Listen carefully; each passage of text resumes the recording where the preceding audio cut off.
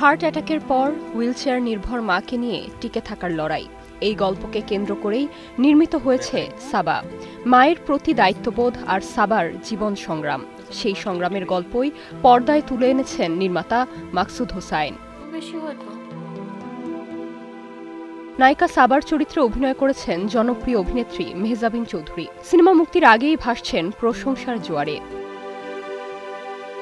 নির্মাতা মাকসুদ হোসেন জানিয়েছেন, সাবা মূলত মা মেয়ের এক আবেগঘন সম্পর্কের গল্প। ছেড়ে দেওয়ার সাহস আর ভালোবাসার শক্তি, এই দুই অনুভূতিকেই বড় পর্দায় ফুটিয়ে তুলতে চেয়েছেন তিনি।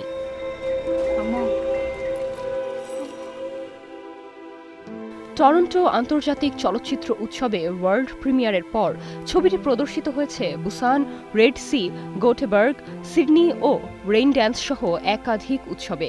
বেঙ্গালুরু আন্তর্জাতিক চলচ্চিত্র উৎসবে এটি জিতেছে এশিয়ার তৃতীয় সেরা চলচ্চিত্র পুরস্কার।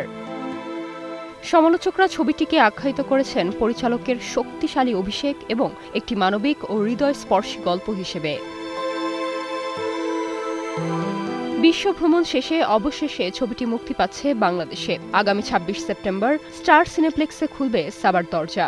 দেশের দর্শকরাও এবার বড় পর্দায় দেখবেন আন্তর্জাতিকভাবে প্রশংসিত এই চলচ্চিত্র। Nirjona Nusrat, star news.